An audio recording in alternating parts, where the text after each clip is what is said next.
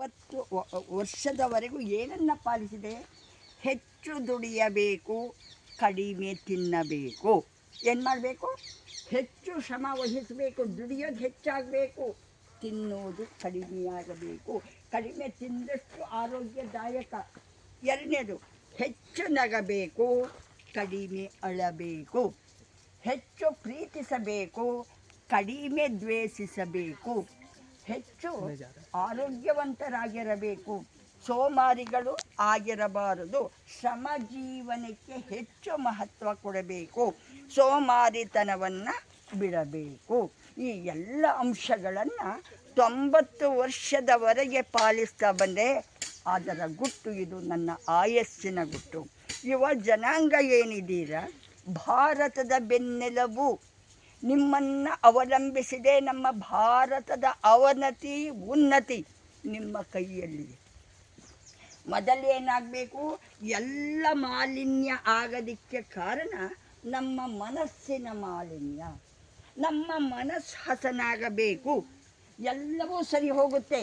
ಮಣ್ಣು ಕಲುಷಿತ, ನೀರು ಕಲುಷಿತ, ಗಾಳಿ ಕಲುಷಿತ, ಆಕಾಶ ಕಲುಷಿತ, ಎಲ್ಲವೂ ಕಲುಷಿತ ಆಗಲಿಕ್ಕೆ ಮುಖ್ಯ ಕಾರಣ ಏನು?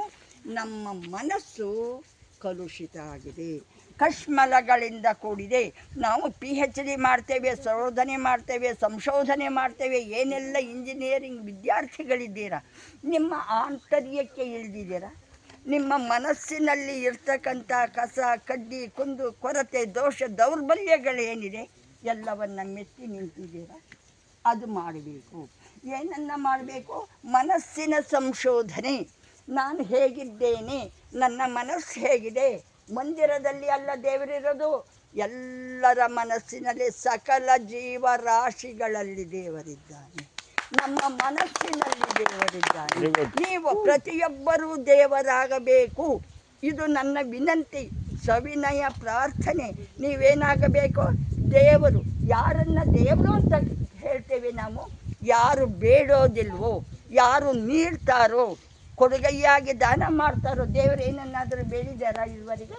ಹಾಗೆ ಪ್ರತಿಯೊಬ್ಬರೂ ದೇವರಾಗಬೇಕು, ಶ್ರಮಜೀವಿಗಳಾಗಬೇಕು, ಆರೋಗ್ಯವಂತರಾಗಬೇಕು, ದೃಢಕಾಯರಾಗಬೇಕು, ಮಿತವ್ಯಯಿಗಳಾಗಬೇಕು. ಈಗ ಹೇಳಿದ್ರಲ್ಲ ಪ್ಲಾಸ್ಟಿಕ್, ಅದನ್ನು ತ್ಯಜಿಸಬೇಕು. ಏನನ್ನು ಬಳಸಬೇಕು? ಬಟ್ಟೆ ಬ್ಯಾಗುಗಳನ್ನು ಬಳಸಿ. ಪರಿಹಾರ ನಿಮ್ಮಲ್ಲಿಯೇ ಇದೆ. ಸಮಸ್ಯೆ ಸವಾಲುಗಳನ್ನು ದಿಟ್ಟತನದಿಂದ ಎದುರಿಸಿ ನೀವು ಜಗಜ್ಜಟ್ಟಿಗಳಾಗಬೇಕು. ಧನ್ಯವಾದಗಳು. ಕೆಲಸ ಮಾಡೋಣ.